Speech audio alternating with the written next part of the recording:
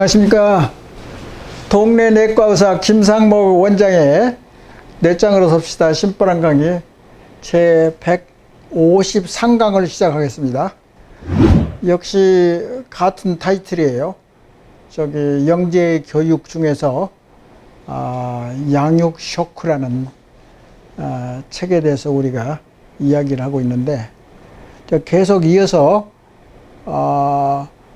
여기 책에도 이야기가 나왔지만은 동기를 어떻게 부여시키느냐. 그러면은 그것이 잘 되면은 학습도 제대로 잘 된다. 자기 제어 능력이 지능보다도 더 중요하다. 교육에서는. 그러니까 지능이라는 것은 원래 타고난 그런 지능이기 때문에 어떻게 할 수가 없어요. 많이 발전시킬 수가 없어요. 그러니까 노력이랄지 공부하는 요령이랄지 교육을 머릿속에다 담아내 가지고 그것을 뇌세포를 발전시키는 그런 진짜 중요한 교육, 그것을 어떻게 잘 뒷받침해 주고 요령껏 잘 부모나 학교나 교육계가 잘 서포팅을 해 주느냐, 지지를 잘 해 주느냐, 그게 관건이란 말이죠. 그래서 다시 말하면 자기 주도적인 학습이 되도록 노력을 해야 할 거고, 아이들은 자기 또래들하고 일하기를 좋아해요. 부모 말은 또 어느 시점에 가서는 부모 말을 잘 안 들어요. 선생님 말도 잘 안 들어요. 자기들끼리 커뮤니케이션을 잘한다고. 그러니까 영어로 하면은 피어 리뷰, 피어, 동료들의 주고받고 하는 소통이랄지 지식을 전달받고 또 조화를 하고 그걸 재밌으라고 한다고. 애들이 같이 노는 거라고. 혼자 노는 것보다도 같이 노는 것이 더 사회성을 높이고 협동정신을 높이고, 그리고 또 인간관계를 잘하는 것은 서로 잘해보자. 그런데 자기 개성이 아주 센 애들, 그런 애들은 자꾸 싸운다고. 공격적이고. 그래서 그 공격성에 대해서 전문가들이 이야기하는 것은 그 자체에 대해서는 별로 이야기를 안 하는데, 친구끼리 싸운다. 그러면 이제 부모나 교사가 거기에 개입을 한단 말이죠.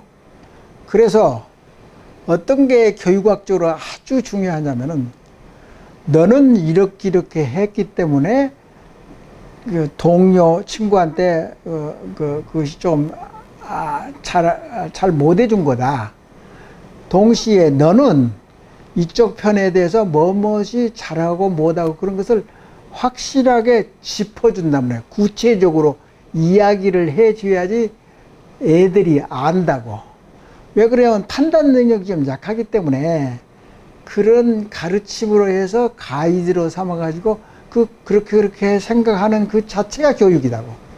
그러니까 서로 화해를 하고 악수를 하고 다음부터는 우리 잘하자 한다든가, 그것이 부모나 교사가 할 일이라고.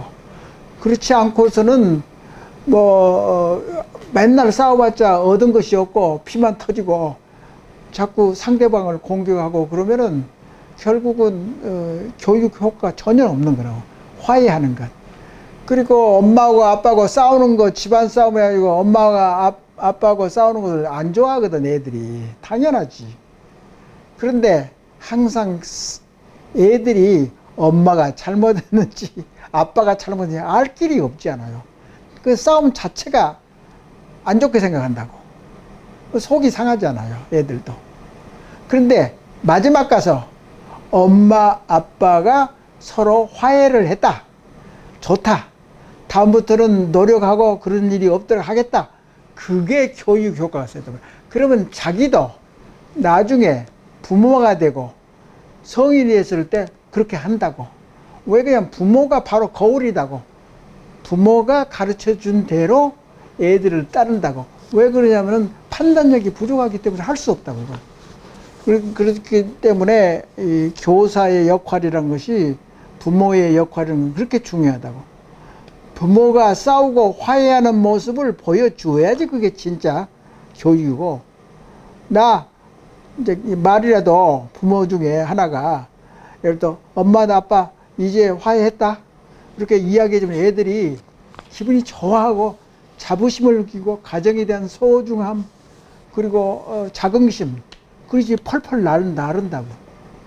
그런 것을 우리가 교육학적을 뭘 알아야 되는데, 그래서 이렇게 소중한 교육의 진술할지 노하우랄지 그것을 내가 20, 30년 전에 벌써 한국병이라는 책에서도 언급을 했어요. 결국 가서는 교육을 잘 시키려고 하면은 공립 유치원을 충분하게 건립을 해서 그 어려운 교육 방법이랄지 그 케어를 어렸을 때부터서 유치원을 많이 어린이집이나 유치원을 많이 세워야 된다고 그랬어요. 그게 제일 처음이고 마지막인 부탁이라고. 한국병을 치료를 어떻게 하느냐? 단 한 가지, 유치원이나 어린이집을 잘 시설을 많이 투자를 해가지고 사회 전체적으로 그것을 해야지 애들을 어려운 교육을 다 헤쳐나가지. 누가 어떻게 할 거냐면. 낙지만은 바로 부모인가? 옛날에는 노동력을 위해서 아들, 딸 많이 두면은 좋겠지. 생산력이 더 높아지니까. 그런 단순한 세상이 아니잖아요, 지금은. 그 의식도 발전하고, 기계 문명도 많이 발전되고, 삶의 질도 많이 발전시켜야 되고. 그러니까 세계적으로 이 학교 애들의 성취도는 피사 점수는 상당히 높거든, 우리나라가. 그러지만은 삶의 질에 대해서는 굉장히 낙후돼 있다고. 현재도 마찬가지다. 앞으로는 좀 모르지. 우리가 어떻게 하느냐에 따라 다르겠지. 우리가 어떻게 젊은 애들을, 어린애들을 가르치는 그 태도 자체가 우리 사회에 투영되고 반영되고 연관이 되어가지고 발전하는 거지. 그런 것이 서로 맞물려서 발전하는 거지. 이것은 이것대로, 저것은 저것대로 정신활동이 그렇게 적용이 안 된다고, 응용이 안 된다고. 그래서 뇌짱으로 삽시다. 그럼 뭐가 됐든지 뇌짱의 개념에 의해서 어떤 분야가 됐든지. 그러니까 결국은 이런 거라고 생각해요. 직업인이라는 것은, 직업은 이제 특수한 이제 노하우를 쌓는 이제 전문 분야잖아요. 그러니까 모든 수백만, 수천만의 전문가들도 결국 공통적인 인간답게 사고 인간다운 사회를 만들어내는 그 개념, 뇌짱 개념은 똑같다고요. 그러니까 뇌짱 개념을 적용시키면 어느 분야도 전부 다 응용을 할 수 있다고. 그러니까 이제 정신적인 그런 개념이 뇌짱 개념이 아닌가. 그래서 좋은 아이는 더 공격적이다. 애들 싸우면 말이죠. 왜 싸우는지는 몰라요. 그래 결국은 자기 이익, 주도권을 잡기 위해서 싸우거든. 그 집에 애들이 골목대장이란 말 잘 아시잖아요. 자기가 상대방 누르려고 그러는 성질이 있어요. 우리 인간에는. 그러니까 인간의 야수가 돼가지고 동물적인 감각이 있는 인간이기 때문에 지배를 하려고. 다른 사람은 지배하려고 그래요. 그것도 어느 정도 인간이 그렇게 되어먹었기 때문에, 그렇게 진화되어 왔기 때문에, 그것을 우리가 인정해야 되잖아요. 그래서, 항상 뭐이든지 그래요. 사회적인 면하고 반사회적인 것을 똑같이, 공격주의라는 것은 반사회적이란 말이죠. 그런데, 반사회적이지만은 사회적인 거는 서로 협력하고 이해하고는 사회적인 정책인데, 그걸 두 가지를 양쪽 극한 상황을 서로 밸런스를 맞추고 조화를 하고 가감을 해서 적소하게 잘 적용을 시켜야 된다고. 예를 들어서 이제 두 가지를 이야기를 하면은, 나도 이제 문학가가 아니지만은 소설 같은 거 보면은 아주 내용이 선하고, 미국 영화는 옛날에는 해피엔딩. 그러니까 모든 영화의 마지막 가서는 해피해야 된다고. 행복해야 된다. 근데 요새 또 영화는 그러지 않잖아. 퀘션 마크. 그 우수적으로 해피엔딩이 아니라고.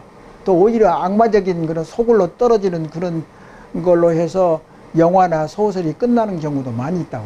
요새는 뭐 아바타 영화도 있고 무슨 뭐 저기 상상을 초월하는 그런 이제 뭐 판타지 영화도 많고, 괴물 공포스러운 영화도 많고, 그리고 세계를 뭐 외계인이 뭐 쳐들어가고 뭐 그런 것도 많이 있고, 그래서 선악관념이 굉장히 약해졌어요. 그러지만은 그것을 저울질을 해야 된다고. 그것을, 그러니까 소설이 아주 나쁜 주인공이 엄청나게 험악스러운 주인공을 묘사할 때도 있고, 아주 선한 사람도 있고, 근데 양쪽이 전부 다 각각 사회를 좀 좋은 사회를 만들기는 방향은 결국은 마찬가지 아닌가, 그런 생각을 하고 있어요, 제가. 그러니까 어떤 경우는 악마 같은 소설의 내용이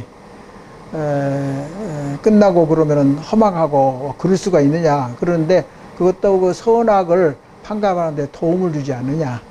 그러니까 좋은 것하고 나쁜 것하고. 그러니까 마찬가지로 어린애를 키울 때도 좋은 점도 있고 나쁜 점도 있고, 그래서 공격적인 애가 좋은 면도 있을 수 있고 부정적인 것도 있을 수 있고, 그러니까 애들이 자꾸 싸우잖아. 싸우는 것을 어떻게 우리가 그 생리적인 욕구 같은 거, 그런 것을 어떻게, 선악 관점이 그렇게 가치관이 별로 없는 애들이 싸우는데 그걸 어떻게 우리가 판단을 해요?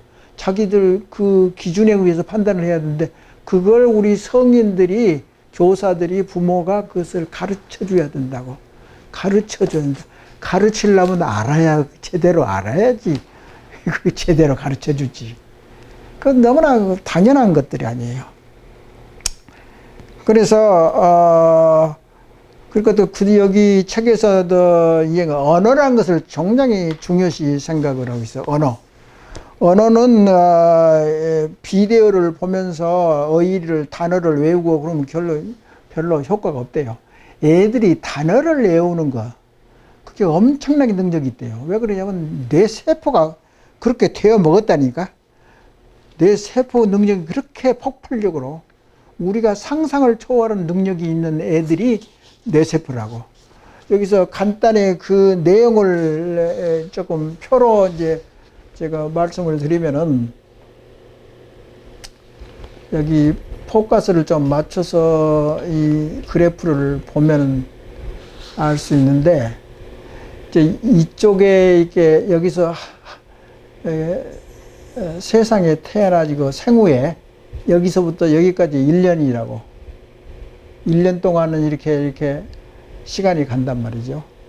뭐 도로를 지나서 1살, 2살, 3살, 5살 이렇게 되어 있는데, 그러니까 1살 될 때하고 5살 됐을 때의 그 신경 세포, 뉴런 세포가 별로 차이가 없죠. 여기하고 여기하고. 근데 여기는 엄청나게 많이 올라가 있잖아요. 그러니까 사람이 태어나자마자 뇌세포는 자꾸 사라지고 없어지는 것이 이렇게 많다고. 폭발적으로. 그러니까 5개월, 6개월, 7개월 뭐 이렇게 되면 폭발적으로 세포가 수가 이렇게 올라간다고. 근데 여기 세포를 보면은 여기선 감각에 대한 세포가 이렇게 많이 생겼다가 없어지거든. 뇌 속에서. 어린애의 뇌 속에서. 그래서 세포가 됐든지 무슨 뭐 능력이 됐든지 간에 초기에 이제 기억이랄지 감각이랄지 무슨 쓰기 뭐 어떤 말하고 듣고 뭐 그런 감각이 됐든지 그런 능력이 이렇게 많이 그러니까 촉감이랄지 뭐가 됐든지 이렇게 많이 발전되면 어떻게 되냐면 거기에 관련된 뇌세포가 축색돌기고 그리고 뉴런 그런 것이 이렇게 막 엉켜 있다고 이렇게. 근데 이렇게 폭발적이 많았다 그 말은 세포도 많아졌을 뿐만 아니라 이 신경 기억 세포의 가지 그러니까 뉴런도 이렇게 엄청나게 엉켜가지고 많이 발전한다고. 수가 많아지고. 그러니까 이런 것이 성인이 됨에 따라서 1살, 2살, 3살, 5살 되면 숫자가 이렇게 줄어든다고. 그러니까 여기가 이제 폭발적인 능력을 가지고 잠재력이 있는 그런 것을 보여주는 도표입니다, 이게. 그래서, 결국은 이제 2살, 3살 정도 되면은 성인 수준의, 뇌세포, 신경세포 수가 이제 줄어든다고. 그래서 이제, 이런 것을, 확실히, 유아 때 이렇게 신경세포가 많이 발전하고 사라진다. 사라지는 이유는 잘 몰라요, 아직까지는. 근데 확실한 것은, 기억에 관련된, 뉴런, 그 뇌세포, 그게 가지수랄지, 그런 것이 굉장히 줄어든다.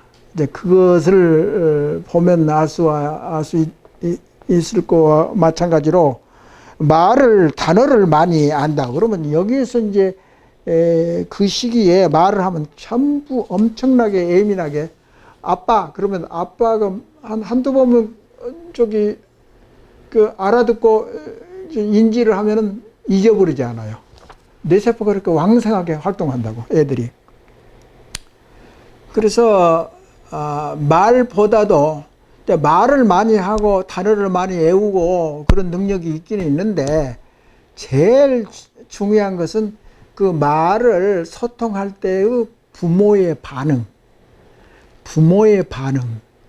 자기는 부모를 얼굴을 보면서 자기 엄마가 어떻게 반응하느냐, 놀래느냐, 슬퍼하느냐, 눈물을 흘리느냐, 화를 내느냐, 소리가 높으냐, 낮으냐, 젖먹여 주느냐, 배설물을 깨끗하게 치워주느냐, 목욕을 시킨다든가, 시원하게 해준다든가, 더울 때는 너무나 더울 때는 차게 해주고, 차할 때는 따뜻하게 해주고, 그런 모든 것을 케어를 해준다, 부모. 그 반응, 말 한마디, 행동을 어떻게 하느냐. 그것에 의해서 또 부모의 감정을 어떻게 표출하느냐. 그것을 아주 성능이 높은 안테나 같이 예민하게 받아들인다고, 애들이. 근데 그것에 망가지고 문제가 생기면 이제 상처가 생기고, 뇌 속에 상처가 생긴다. 이거 나쁜 흔적이 남아있게 된다, 이 말이죠. 그러니까 아이의 말에 보여준 부모의 사랑과 관심이 문제라며. 관심을 많이 주면은 이제 그 낱말에 대해서 기억을 더 확실하게 잘한다고. 근데 엄마가 얼마나 반응을 보여주었느냐의 여부에 의해서 뇌세포가 발전하고 기억력이 발전한다. 그렇게 되어 있어요. 그래서 엄마와의 상호작용. 그것은 이제 아기가 말을 배울 때도 마찬가지고, 애들이 이제 단어를 공부하고, 옹알이를 하고, 말을 주고받고, 그런 이제 대화하는, 옹알이도 하고 어린애가 이제 표현하는 하나의 대화인데, 그걸 정확하게 인지를 할 수 있게 확실하게 해주는 그가 또 중요하고, 그렇게 이제 단어를 공부하면서도 율동적으로 그러니까 요사이 만화 영화 같은 거 이제 아기상어인가? 아기상어 같은 데도 보면은 애들이 엄청나게 좋아하거든. 어른들도 좋아하는데 애들이 얼마나 더 좋아하겠어. 거기다 음악 율동까지 합쳐서 깜짝깜짝 이렇게 아기상어가 귀엽게 춤추고 그러잖아요. 근데 그런 것을 보고 그때 감정이 이입돼 가지고 더 기억을 더 활성화시키고 뇌세포를 더 활성화시킨다. 그렇게 되어 있어요. 그래서 유치원 교육에 있어서 율동적인 효과가 언어 습득에 큰 발판을 마련해 준다. 그렇게 되어 있고요. 언어에 대한 결정적인 기간은 과거에는 1살부터서 7살 때 또는 1살부터 3살까지가 언어 교육이랄지 어린애의 뇌의 지능을 발전시키는 데의 결정적인 시기라고 했는데 그 결정 시기는 너무나 세게 결론을 내린 거고 그게 굉장히 민감하고 그 시기에 민감하고 포텐셜이 높고 능력이 엄청나지만은 그 후에 나이가 들면서도 그게 중요하다. 공감을 해주고 부모의 서포팅이 중요하다. 그것을 이야기를 하는 거고요. 그래서 아이들은 되게 우리의 집단들을 좋아한다고 그렇게 되어 있어요. 같은 유형의 집단. 그러니까 통할 수 있는 거. 그러니까 미국 같은 데서 살아보면은 이런 게 참 많이 있어. 경험상으로 많이 들어봤는데, 우리가 흑인들을 대하는 태도하고 미국 백인이 흑인을 대하는 태도는 상당히 달라요. 이제 이런 걸 많이 느꼈다고. 나는 이제 콩그리시를 하는 영어를 하는 미국의 동양 의사인데 흑인은 뭐 100년, 200년 전에 이민을 왔던 미국 사람이라고. 근데 그 애들은 이제 흑인 학생들하고 같이 어울려서 다른 그런 친밀감이 있어요. 근데 이제 결국은 동양 사람들은 좀 친밀하지가 않잖아요. 그러니까 백인은 흑인의 친밀도가 있고 이제 동양 사람들은 거리감을 느낀다. 그것은 역사적으로 그렇고 뇌에 심어진 그런 이미지 때문에 그래 또 그것도. 그러니까 너무나 자연스럽다고. 그러니까 어느 땐가 백인 의사가 흑인 의사에 대해서 뭐 나쁘게 이야기한 것을 굉장히 싫어하더라고. 그러니까 그런 경험도 있고 그래서 인종 문화는 그래도 다르니까 색깔이 다르니까 그것을 어느 정도 인정하는 그 자체를 나쁘다고는 할 수 없고 인간이 그렇게 되어 먹었기 때문에 그걸 어떻게 좋다 나쁘다 이야기하기가 어렵다. 그래서 결론적으로 이 책에서 이야기하려고 하는 것은 부모님과 선생님에게 왜 애들은 감사하게 느끼지 못하는가. 그러니까 애를 키우고 뭐 예를 들어서 교육시키고 그렇게 어렵게 했는데 애들은 부모에 대한 감사를 못 느낀단 말이에요. 우리가 항상 그거 다 느껴온 사람들은 아니야. 내가 어떻게 너를 키웠는데, 그런데 애들은 모르고 너 어떻게 키웠는지 알 수가 없는 거죠. 그것을 그렇게 서운하게 생각을 하지 말고 인간 어린애를 이해를 하라 얘기죠. 그걸 왜 자꾸 어린애를 그 성공을 보상을 받으려고 또 애를 쓰고 그렇게 보상 원리로 해서 자기가 못 배웠기 때문에 애를 뭐 능력도 없는데 교육시키는 것은 어느 정도는 괜찮아요.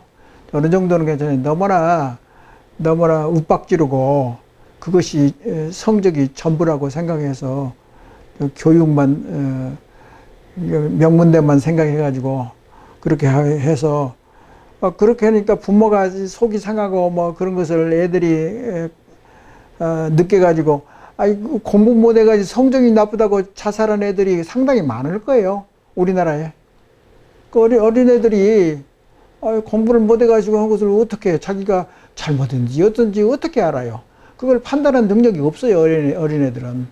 그러니까 너무나 혼을 낸다든가 윽박지르지 말고 좀 지켜봐줘야지. 근데 단 이건 있어요. 자기 부모나 선생님이 자기가 생각한 대로 애를 가르치면 안 된다 이 말이죠. 애가 어떻게 반응하느냐, 부모의 반응하느냐, 어린애의 머릿속으로 애를 키워야지. 어린애의 머리의 수준에 맞게 어린애 입장에서 차원에서 받아들이고 이제 가르치고 가이드를 해줘야지. 자기 머릿속으로 자기의 감성대로 자기의 감성에 얽매여 가지고 너무나 강압적으로 한다든가 그것은 교육이 아니란 말이죠.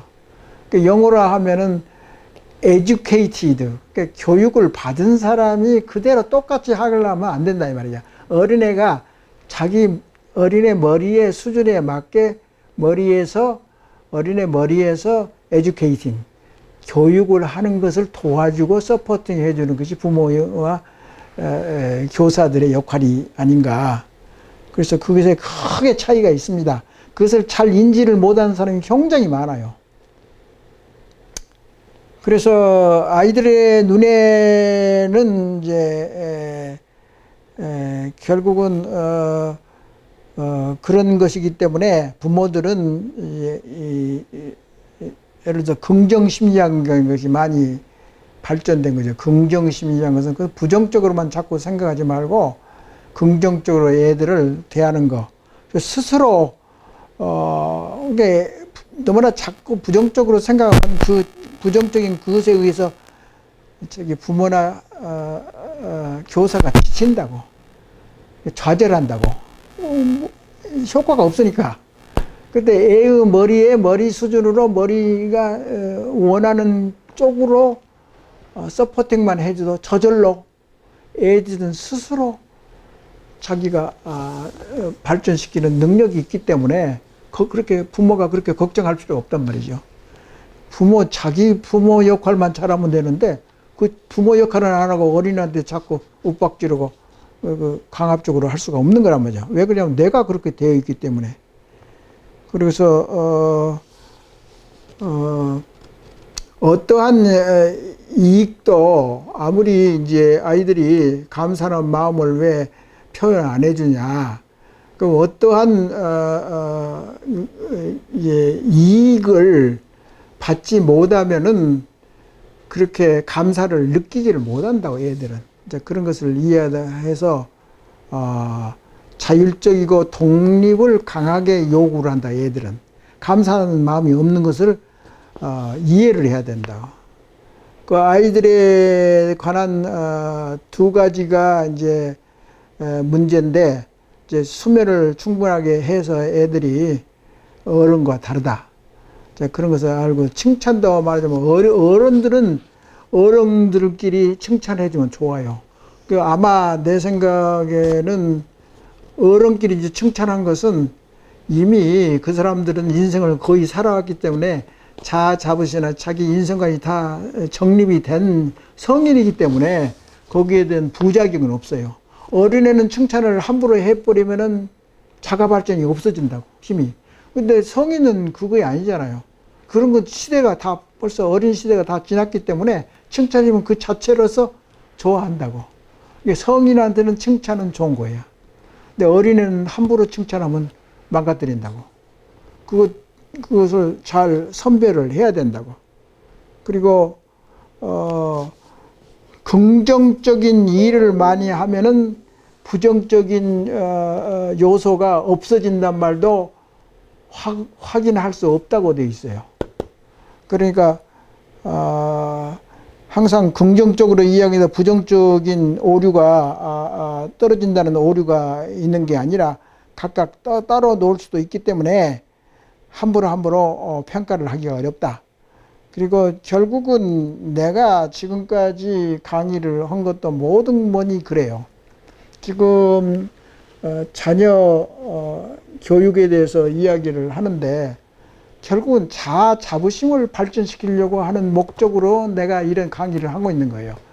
자아 자부심이라는 굉장히 광범위하고 소중하고 취하기가 어렵고 어린이들부터서 스스로 할 수 있는 능력을 가진 사람이 자아 자부심이 강하게 되고 스트레스 강하고 쉽게 포기하지 않고 강한 참되고 왜곡되지 않는 자아 자부심을 발전시킬 수 있는 거라고.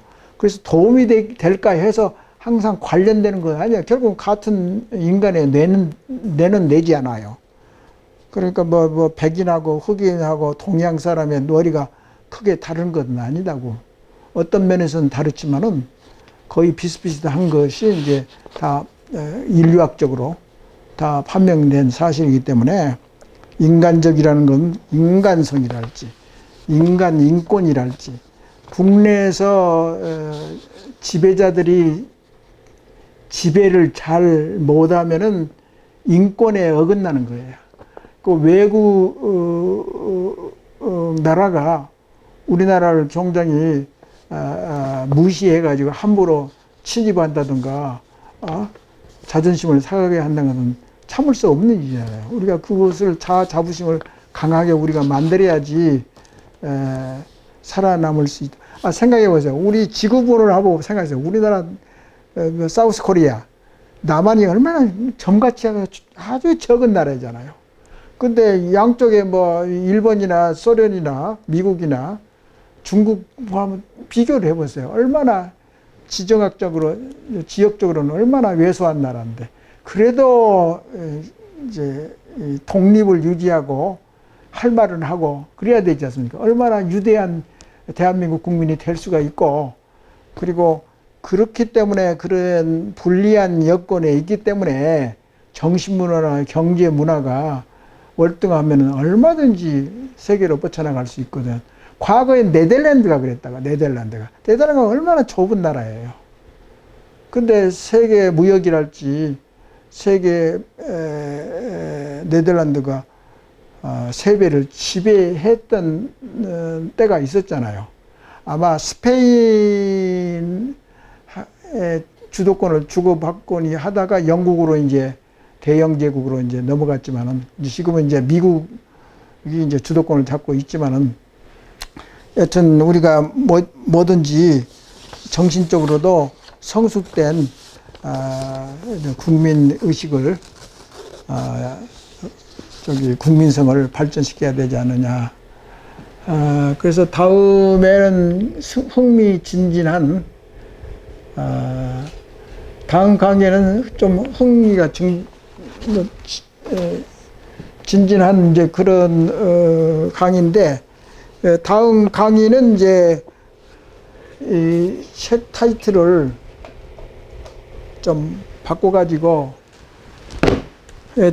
내가 근래에 읽어본 책 중에서도 제일 이제 호감 있고 흥미진진하고 소중하고 특히 교육에 있어서 이것보다 더 좋은 책이 없을까 봐요. 이제 책 타이틀은 아이의 뇌는 스스로 배운다. 그러니까 부모나 선생님이 이렇게 주입시키는 것이 교육이 아니란 말이야. 그게 그러니까 어린애 뇌 세포 그 성질이 스스로 공부하고 자기가 흥미를 느끼고 좋아하고 호기심을 느끼는 그 분야만 잘 잡아주면은 애들이 스스로 발전한다고. 그것을 이제 뇌과학이나 심리학이나 정신과에서 이것을 이제 확신시켜주는 것이 데이터가 엄청나게 많아요. 그래서 이것은 한마디로 말해서 낙후된 도시 동네에서 그 초등학교나 유치원 교육이 굉장히 낙후되어 있잖아요. 그리고 경제적으로 압박이 있고 그리고 특히 유럽 같은 데서는 소수 민족이 많아요. 그러니까 흑인들도 있고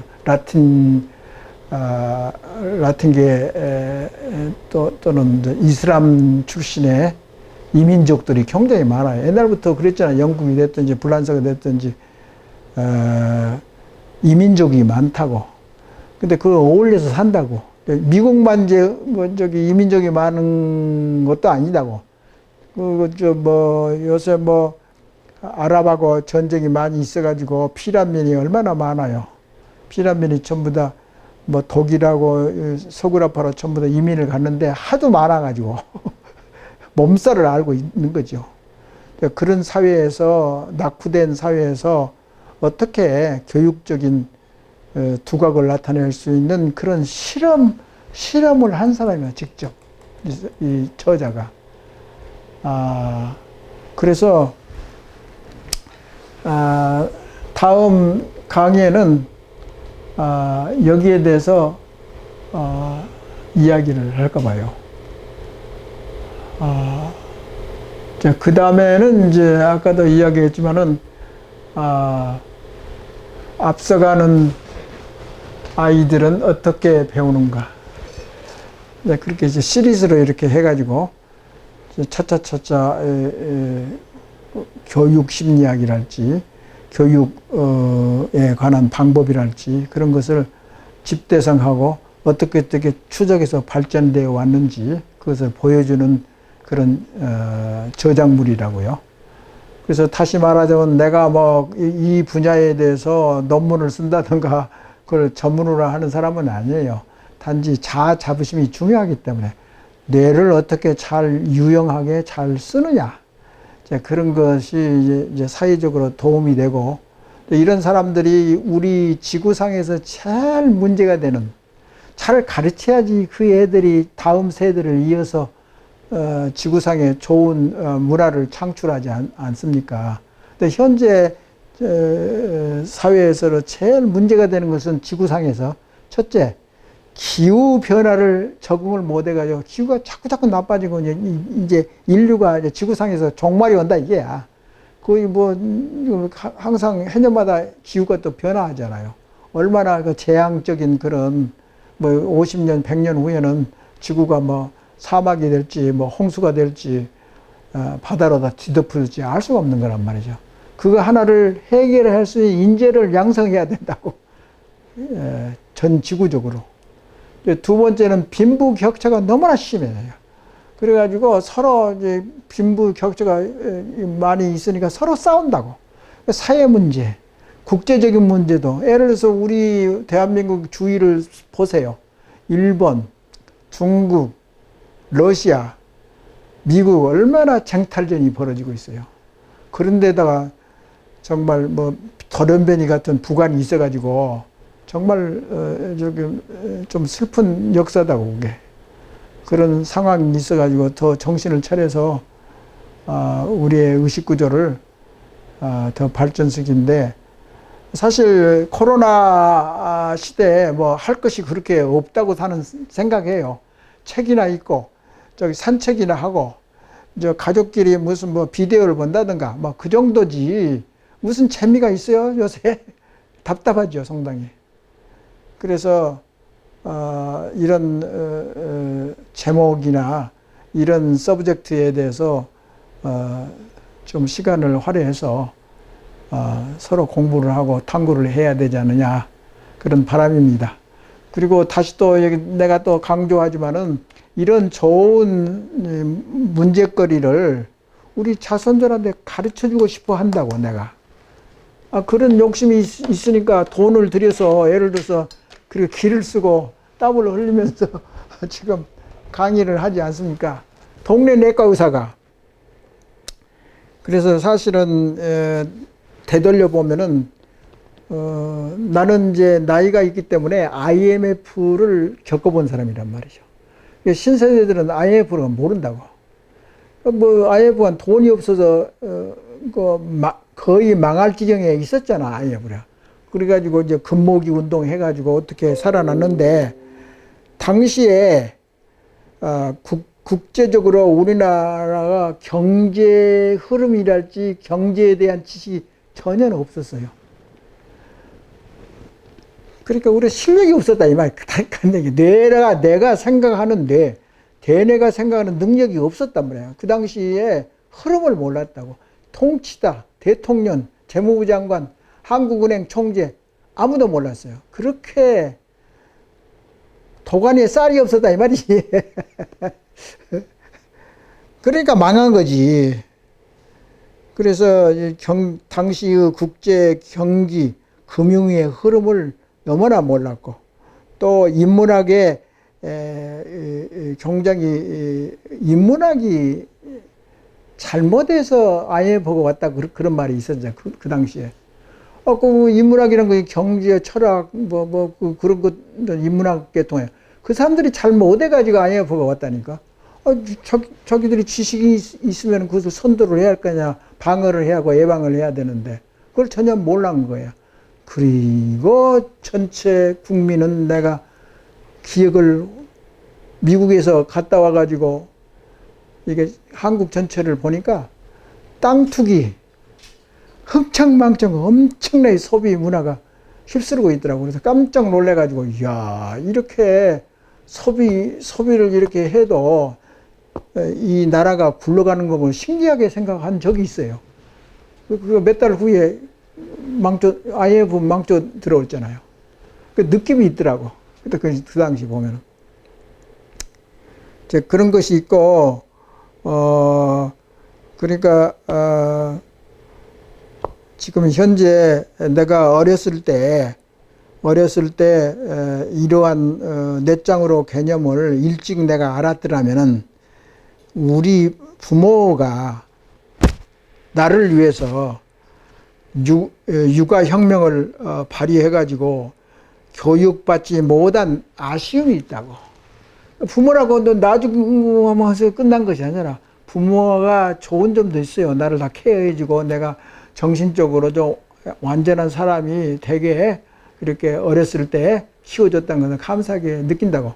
동시에 욕심이 있어가지고 쉽게 만족하지 않은 나로서는 그 어렸을 때 전 선진 의식 구조가 있어가지고 육아혁명을 일으킬 수 있는 이런 노하우가 있다면은 얼마나 좋았을까. 근데 이렇게 좋은 이제 우리 문화유산이나 정신문화 또는 의식구조를 발전시키는 그 재료나 노하우가 있음에도 불구하고 아직까지 한국 사회에 움직임이 별로 없어요.